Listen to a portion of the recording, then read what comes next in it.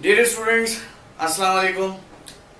आज हम जो टॉपिक डिस्कस करने जा रहे हैं वो फर्स्ट ईयर बॉटनी से रिलेटेड है और चैप्टर नंबर 8 से इसका ताल्लुक है।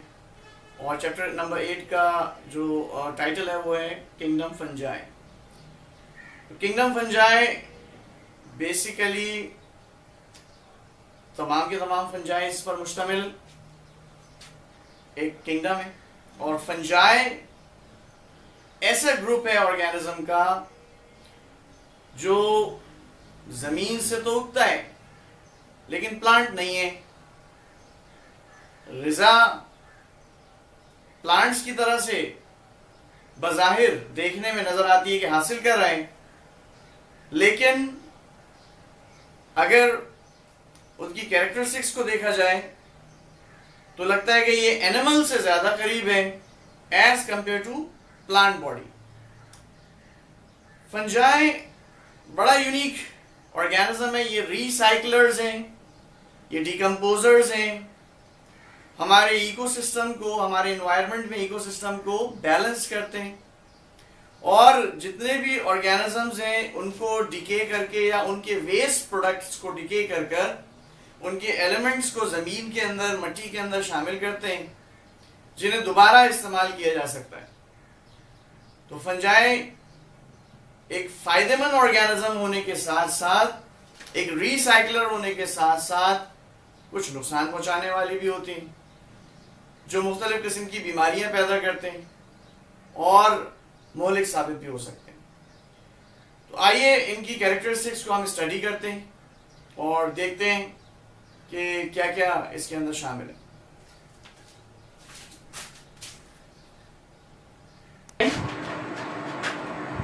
किंगडम फंजाई, और आइए सबसे पहले हम देखते हैं कि फंजाई की कैरेक्टरिस्टिक्स क्या हैं। तो characteristics of fungi, number 1, study of fungi is called mycology. यानी जितनी भी फंजाई दुनिया में पाई जाती हैं, चाहे वो पैरासाइटिक हो या नॉन पैरासाइटिक हो, इनकी स्टडी की साइंस को हम कहते हैं माइकोलॉजी। तो mycology is a branch of science that deals with the study of fungi only. Secondly, ये फंजाई ग्रो करती हैं ऐसे एनवायरनमेंट में जहाँ पे थोड़ा मॉइस्चर हो और कुछ मिनरल्स अवेलेबल हो और टेम्परेचर हो। यानी टेम्परेचर ना बहुत कम हो और ना बहुत ही ज़्यादा हो, लेकिन यूजुअली ये सूटेबल टेम्परेचर जो इनको अवेलेबल होना चाहिए वो 30 डिग्री सेंटीग्रेड से ऊपर हो तो ये इनके लिए फेवरेबल हो जाता है। तो moisture and humus along with temperature is required for growth in fungi. Then next, survive कर जाते हैं इनके स्पोर्स काफ़ी अरसे तक और रेस्टिंग स्टेज में रहते हैं जब तक कि इनको फेवरेबल इन्वायरमेंट ना मिले, और उसके बाद ये दोबारा से जर्मिनेट कर कर नए फंगस की तश्कील करते हैं। इनका जो टेम्परेचर पीएच को बर्दाश्त करने की सलाहियत है वो 2 से लेके 9 तक है और वाइड रेंज ऑफ टेम्परेचर और हाई ऑस्मोटिक प्रेशर को भी ये बर्दाश्त करने की सलाहियत रखते हैं। इसीलिए आपने देखा होगा कि आप जब जैम जेलीज वगैरह लेकर आते हैं, अपने फ्रिज में रखते हैं, तो उनमें अक्सर व बेशतर फंगस ग्रो कर जाता है। इनको एनिमल्स से थोड़ा क्लोज करने की जो एक कैरेक्टरिस्टिक है उनमें ग्लाइकोजन और लिपिड की मौजूदगी है। ये बड़ा इंपॉर्टेंट कैरेक्टर है कि ये अपनी बॉडी के अंदर फूड को स्टोर करते हैं ग्लाइकोजन की शक्ल में, जैसे कि एनिमल्स की बॉडी के अंदर स्टोर होता है। आपको पता है इंसानों में भी लिवर में ग्लाइकोजन स्टोर किया जाता है। एडिशनल अगर शुगर या कार्बोहाइड्रेट्स अवेलेबल हो ब्लड के अंदर तो उनको स्टोर कर लेते हैं। और इसी तरह से लिपिड के ड्रॉपलेट्स हैं जो इनके माइसीलियम के अंदर डिपॉजिट कर लिए जाते हैं। माइसीलियम एक्चुअली फंजाई की बॉडी को कहा जाता है ओवरऑल, और ये माइसीलियम बहुत छोटे छोटे से थ्रेड लाइक स्ट्रक्चर्स से बनती है जिन्हें हाइफी कहते हैं। आइए हम देखते हैं हाइफी का स्ट्रक्चर या माइसीलियम का स्ट्रक्चर क्या होता है। देखिए ये जो स्ट्रक्चर आपको नजर आ रहे हैं इसमें बहुत सारे छोटे छोटे या बारीक बारीक से थ्रेड्स नजर आ रहे हैं। इन हर एक इंडिविजुअल थ्रेड को हम कहते हैं हाइफी। अगर मैं इसको थोड़ा सा और जूम करूं तो आप ये देख सकते हैं कि ये हाइफी किस तरह के नजर आ रहे हैं आपको। ये हाइफी कंबाइन होते हैं, बहुत सारे मिलने के बाद एक कॉम्पैक्ट स्ट्रक्चर बनाते हैं जिसे हम कहते हैं माइसीलियम। ये हाइफी की कैरेक्टरिस्टिक्स के लिहाज से देखें तो सबसे पहले ये नॉन क्लोरोफाइलस होते हैं, जो कि फंजाई का एक बेसिक कैरेक्टर है। इसके अंदर क्लोरोफिल मौजूद नहीं होता, इसीलिए आपको ये ट्रांसपेरेंट या कलरलेस नजर आते हैं। हीटरोट्रॉफिक यूकैरियोटिक ऑर्गेनिजम्स हैं। हीटरोट्रॉफिक का मतलब होता है कि वो ऑर्गेनिज्म जो मुख्तलिफ तरीकों से अपनी ग़िज़ा हासिल करते हैं, अपनी ग़िज़ा खुद तैयार नहीं कर पाते। और यूकैरियोट्स तो आप जानते ही हैं, वो ऑर्गेनिज्म जिनके अंदर डेफिनेट न्यूक्लियस पाया जाता है। इनके अंदर न्यूक्लियर माइटोसिस होती है। ये एक बड़ा यूनिक कैरेक्टर है जो फंजाई के अंदर पाया जाता है, यानी इसके जो न्यूक्लियस हैं, बजाय इसके कि सेल्स डिवाइड हो हाइफी के अंदर, अगर वो एसेप्टेट है तो वो न्यूक्लियर डिवीजन के प्रोसेस से गुजरता है। देन ये मैंने आपसे अर्ज किया कि इनकी बॉडी माइसीलियम कहलाती है, जो कि कंपोज्ड है मुख्तलिफ हाइफी से। हाइफी सेप्टेट हो सकते हैं। सेप्टेट का मतलब होता है कि इनकी बॉडी के ये जो आपको फिलामेंट्स नजर आ रहे हैं यानी हाइफी, इनके अंदर कोई सेपरेशन दी हुई हो तो इसे हम कहते हैं सेप्टेट, यानी अंदर कोई मेम्ब्रेनस पार्टीशन हाइफी के अंदर की जानिब मौजूद है तो उसे हम कहते हैं सेप्टेट। और सिनोसाइटिक मींस इनके अंदर न्यूक्लियस की तादाद मौजूद है, ज्यादा है। दूसरे किस्म के जो हाइफे होते हैं वो एसेप्टेट कहलाते हैं। एसेप्टेट के साथ साथ सिनोसाइटिक होते हैं। एसेप्टेट का मतलब होता है जिनके अंदर मेम्ब्रेन मौजूद नहीं है और वो बहुत सारे न्यूक्लियस वाले हाइफी फंजाई के अंदर पाए जाते हैं। इनकी cell wall made up of chitin, another animal character के एनिमल्स के अंदर आप ये जानते हैं कि उनका एक्सोस्केलेटन काइटिन पर मुश्तमिल होता है।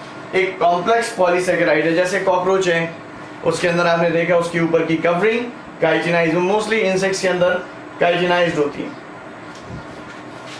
Zygote is diploid, hyphae haploid होते हैं।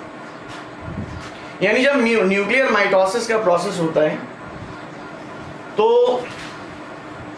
उसमें जो न्यूक्लियस मौजूद होता है वो पहले तो डिवाइड होता है, यानी पहले डिप्लॉयड होता है, और फिर उसके बाद उसमें जब डिवीजन का प्रोसेस होता है तो फिर डॉटर न्यूक्लियाई हैप्लॉइड हो जाते हैं। फिर उसके बाद उनमें फ्यूजन का प्रोसेस होता है और फिर दोबारा से वो डिप्लॉयड हो जाते हैं। तो हाइफी जितने भी होते हैं उनके अंदर न्यूक्लियस हैप्लॉइड होंगे। कुछ एग्जाम्पल्स फंजाई की, जैसे ये आपको नजर आ रहे पेनिसिलियम मोल्ड्स, दूसरी puff balls, yeast, mushroom, toadstools, rust, smuts, इनमें ये पैथोजेनिक फंजाई कहलाते हैं।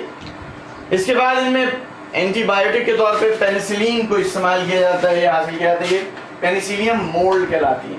यहाँ से ये फायदेमंद या यूजफुल फंजाई, इससे एंटीबायोटिक तैयार की जाती है। Excuse me.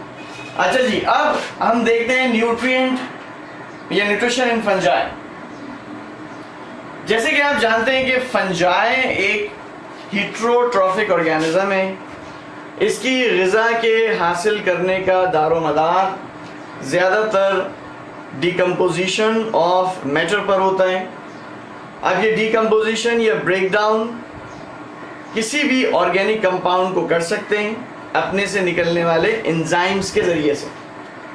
जैसे कि मिसाल के तौर पे आप ये देखिए, ये फंगल हाइफी है, ये इसका न्यूक्लियस है और ये हाइफी की टिप का रीजन है। इस फंगल हाइफी की इस टिप के रीजन से मुख्तलिफ एंजाइम्स निकलते हैं और ये एंजाइम्स इन लीफ को ब्रेक डाउन करते हैं और लीव्स ब्रेक डाउन होने के बाद इनमें से केमिकल कंपाउंड्स या ऑर्गेनिक कंपाउंड्स रिलीज होते हैं और रिलीज होने के बाद फिर फंगल हाइफीन को एब्जॉर्ब कर लेता है। तो इस तरह से फंजाई के अंदर हीट्रोट्रॉफिक मोड ऑफ न्यूट्रिशन होता है, इसीलिए इन्हें कहा जाता है एब्जॉर्प्टिव हीट्रोट्रॉफ। मींस ये फंजाई, अब देखा हमने जैसे कि ये लीव्स हैं, लीव से निकलने वाले ऑर्गेनिक मैटर को एब्जॉर्ब करते हैं और उसके बाद अपने ग़िज़ा के तौर पे उसे इस्तेमाल करते हैं।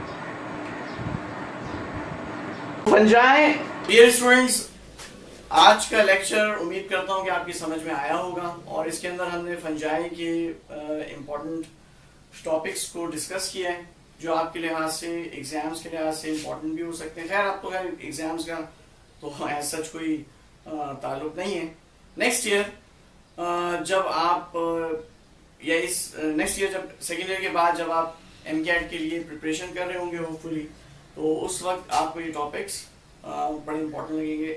अभी इस कोविड-19 की वजह से, ये जो कोरोना वायरस की वजह से जो टॉपिक्स आपके रह गए हैं, तो आप इजी मत लीजिएगा, रिलैक्स मत होइएगा, आप इनको अपने घर में स्टडी करते रहें, क्योंकि सेकेंड ईयर के अंदर आपको ये टॉपिक्स को स्टडी करने का शायद मौका ना मिल सके। तो लिहाजा आप जो है साथ साथ इनको स्टडी कर लीजिए, जो भी आपके चैप्टर्स रह गए या टॉपिक्स रह गए, ताकि फिर नेक्स्ट ईयर आप अपने टीचर से भी पूछ सकते हैं इसके हवाले से, और ये कहीं आपकी डेफिशिएंसी ऐसी ना रह जाए जो आपको आइंदा आने वाले मुख्तलिफ कम्पेटिटिव एग्जाम्स के अंदर या टेस्ट के अंदर आपके लिए नुकसान का बाइस बने। तो लिहाजा आप इन टॉपिक्स को ज़रूर याद रखिएगा और पढ़ते रहिएगा। इंशाल्लाह फिर नेक्स्ट लेक्चर में इससे आगे की तरफ हम फंजाई के कुछ इंपॉर्टेंट टॉपिक्स को डिस्कस करेंगे। जब तक के लिए इजाज़त दीजिए। अल्लाह हाफ़िज़।